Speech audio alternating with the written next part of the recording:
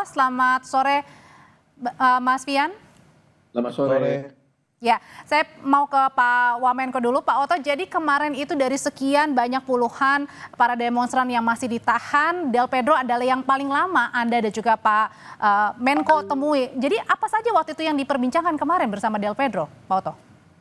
Ya, kita dari kementerian, saya bersama Pak Yusril, bertemu dengan Del Pedro itu sesungguhnya adalah untuk memastikan apakah semua hak-hak hukumnya dia itu sudah terpenuhi atau tidak. Yang kami jumpai bukan hanya Del Pedro, tapi juga tahanan-tahanan yang lain. Lebih kurang 68 rasanya, kalau saya tidak keliru, semua kita jumpai. Karena ada di sana ada perempuan, ya, ada juga dua kalau salah ya, ada juga beberapa yang lain. Ada juga namanya Piga, ya, ada Del Pedro. Nah, yang kita bicarakan pada Del Pedro adalah karena kebetulan dia jumpa dengan kami, langsung dia bilang, waduh, terima kasih Pak Oto, terima kasih Pak Yusril, dia bilang, artinya kita kan saling berkenal, karena dia juga kalau saya tidak keliru kan lawyer juga di kantornya rekan kami juga ada Haris Azhar gitu ya. Jadi memang naturalnya kita sebagai background lawyer juga sudah memahami lah bagaimana, boleh dikatakan walaupun saya sudah tidak berpraktek, tapi kan kalau dia lawyer masih aktif tentu ini kan teman sejawat sebenarnya. Tetapi kami datangkan dalam kedudukan bukan sebagai lawyer tapi sebagai wakil menteri koordinator, sehingga kita bertanya apakah semua hak-haknya sudah dipenuhi, apakah lawyernya sudah punya, apakah diberikan kesempatan untuk membela diri, termasuk apakah ada perlakuan-perlakuan yang menyimpang, umpamanya Oke, Pak Oto. pemaksaan. Jadi keresahan-keresahan apa sebenarnya yang mungkin saja menjadi tanda tanya sehingga ingin dikonfirmasi langsung oleh Bapak dan juga Pak Menko sehingga datang ke Polda menemui Del Pedro? Iya, kita ini kan Menko ini kan mempunyai tupoksi kan bahwa dalam penegakan hukum ini kita menghormati hak asasi manusia. Jadi kita selalu memperhatikan jangan sampai dalam penegakan hukum apapun jangan sampai ada pelanggaran hak asasi. Jadi sekiranya pun terjadi hal seperti ini terhadap Del Pedro atau yang lain-lain, terlepas salah atau tidak, tapi hak-hak dia harus dipenuhi, ya gitu. Dan kita makanya saya ajak kita bertemu dengan Kapolda, ya kan? Ada Wakapolda, ada direkturnya bersama-sama ke sana. Kita datang, kita lihat gitu. Dan ternyata kita tanya Del Pedro, dia bilang juga semuanya fine-fine aja, tidak ada masalah. Artinya semua sudah terpenuhi gitu. Oke, di sini kedatangan kemarin adalah dari Pak Yusril dan juga Pak Oto, Mas Fian, adalah untuk memastikan klien Anda ini semuanya dapat berjalan dengan sebagaimana mestinya meskipun ditahan begitu. Nah, sebenarnya yang Anda tangkap sebagai kuasa hukum dari Del Pedro sendiri, sebenarnya yang Anda tangkap adalah memang karena tadi ingin menjamin hak-hak dari Del Pedro atau ada hal lain yang ditangkap, Mas Fian? Mas Fian? Iya, Mbak, Prof. Oto. Halo, ada suara Mbak? Silakan. Halo, tes. Iya.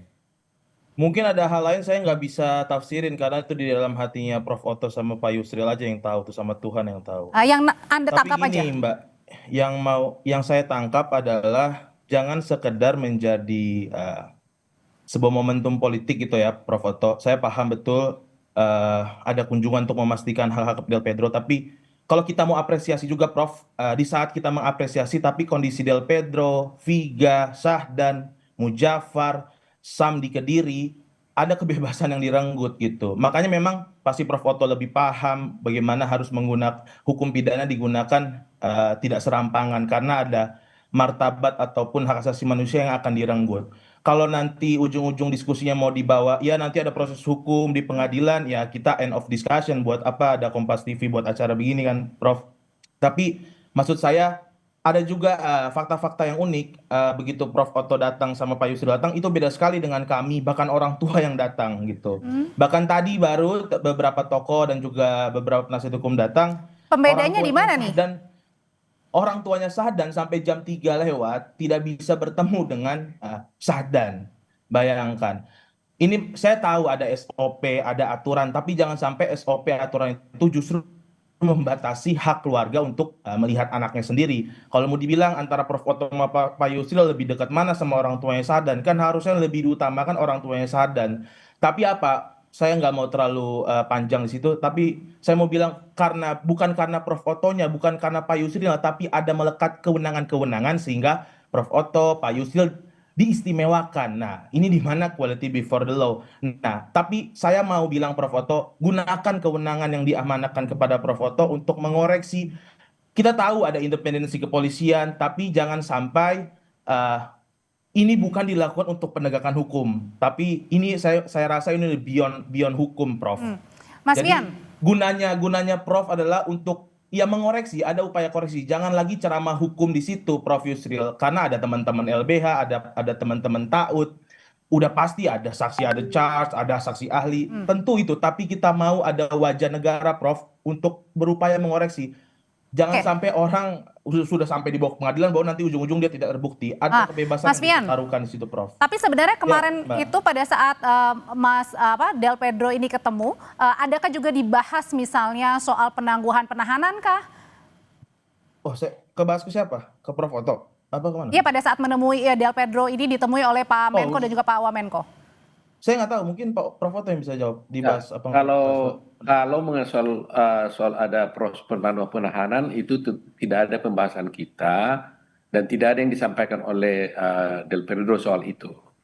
Ya, jadi tentunya kalau dia mengajukan permohonan penahanan, tentunya yang lebih tahu tentunya adalah pengacaranya.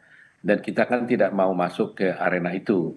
Tapi kalau umpamanya dia mengajukan permohonan penahanan ke pihak kepolisian, tentunya polisian nanti yang merespon hal itu. Walaupun sebenarnya kami juga memberikan saran-saran kepada pihak kepolisian. Kalau seperti ada anak yang kalau ada di bawah umur, tolong dipertimbangkan. Apakah sebaik-baiknya ini dikembalikan kepada orang tuanya, ya kan? Karena kita kan tidak menekankan bagaimana menahan orang dan sebagainya. Jadi itu kami sampaikan juga kepada Polda, Oke. ya kan? Nah, jadi saya kira kalau tujuan kami sana udah jelas ya, kami bisa memahami setiap orang yang direnggut haknya itu pasti merasa ada namanya haknya dirampas kan, pasti ada satu. Jadi kedatangannya adalah menjamin gitu ya. Pak Otto, tapi kita kembali lagi ke pasal yang disangkakan oleh Del Pedro. Ini ada pasal penghasutan hingga penyebaran berita bohong. Sebenarnya kalau dari pasal penghasutan sendiri, Pak Otto juga sebagai pengacara, ini korban yang dihasut ini siapa, Pak? Enggak, jadi gini, perkaranya sendiri ini kan ditangani kepolisian. Kami tidak berdiskusi sedikit pun dengan polisi tentang apa-apa saja yang yang dilakukan oleh dia. Karena kami tidak mau mengintervensi soal proses hukumnya. Saya hanya melihat di papan tulis dan saya tanya ini pasal yang dituduhkan apa? Dia bilang ada pasal 45, ada yang 170. Nah, dan terhadap Del Predo kami tidak berdiskusi tentang pasal-pasal itu. Yang kita sampaikan pada waktu itu adalah bahwa diskusinya bagaimana Del Pedro, apakah Anda sehat, haknya sudah dipenuhi. Dia langsung dengan panjang lebar dan ada rekamannya, dia membicarakan bahwa semuanya semua baik-baik, saya di sini, terima kasih datang, tapi dia katakan bahwa saya tetap merasa tidak bersalah. Nah, kalau dia tidak bersalah tentu itu hak yang harus dia perjuangkan tentunya Oke. kan.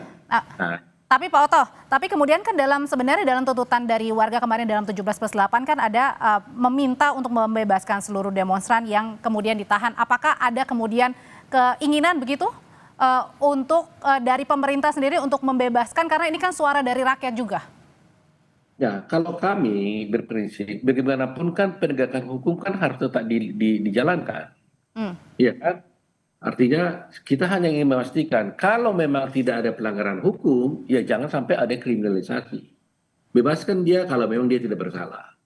Tapi kalau dia bersalah silakan proses hukum. Oke. Makanya yang kami sampaikan kepada polisi, kepada polisi yang kemarin itu, kalau memang, saya nyatakan sendiri dalam wawancara kemarin, kalau memang kalian sudah menemukan bukti-bukti yang kuat, jangan dilama-lamain dia di situ. Silakan berkas segera. Tapi kalau memang tidak ada bukti, ya coba lepaskan. Oke. Itu yang kami tegaskan itu. Jadi kita dalam posisi yang betul-betul netral, ingin menjamin jangan sampai ada perlakuan-perlakuan yang tidak baik pada para tahanan itu. Oke, Itu tugas. oke. Nah itu tadi Mas Fian juga ternyata dari Pak Oto sendiri dan Pak Yusril sudah menemui dan kemudian ya tadi ya kalau misalnya memang ada ya diproses silahkan, kalau tidak ada ya silahkan juga untuk dibebaskan. Jadi artinya tetap ada keinginan untuk pengajuan penangguhan penahanan untuk klien Anda? Penangguhan penahanan itu sudah diajukan sejak Kamis. Nanti mungkin Prof. Oto bisa halo-halo lah. Bisa membantu tadi dengan prinsip tadi Prof. Oto kan ingin membantu. Ya makanya sejak awal kami melihat jangan sampai Prof. Yusril, Prof. Oto berhenti pada sekedar ornamen politik saja. Betul memastikan tidak adanya pelanggaran-pelanggaran hukum bahkan hak asasi manusia. Tapi mesti dipastikan apa-apa yang telah kami lakukan tim hukum, tim TAUD, LBH Jakarta segala macam. Dari sejak Kamis minggu lalu, saya lupa tanggalnya, surat penangguhan terhadap Del Pedro, Syahdan, Mujafar itu sudah diajukan. Tapi sampai sekarang belum ada informasi tanggapan apapun. Di sini kan untuk terlihat juga, Prof, Mbak, kita lihat ada ketimpangan gitu loh, Prof. Kasus Del Pedro, kasus Mujafar, Viga, konversinya Polda ini 3 kali sehari. Tapi terhadap orang-orang ditangkap, orang-orang yang meninggal, apa penjelasan dari pihak kepolisian? Tidak ada sama sekali. Nah tadi kembali kalau relevan dengan tuntutan 17+8, ayo coba dengan kewenangan Prof. Oto, Pak Prof. Yusril, gunakan kewenangan itu. Kalau saya rasa Pak Prof. Oto tidak bisa netral dalam kondisi ini. Negara harus hadir terhadap orang-orang yang rentan, orang-orang yang dipinggirkan. Di situ fungsi negara seperti tweetnya Pak Yusril jelas kan ada analogi soal Bung Karno di bawah pengadilan. Kalau gitu jangan sampai saya rasa Prof. Oto harus ambil peran-peran di situ, Prof. Oke, jadi itu harapannya. Terima kasih kalau gitu Pak Wamenko, Pak Oto Hasibuan dan juga Mas Fian sudah berbagi pandangan di Kompas Petang. Saudara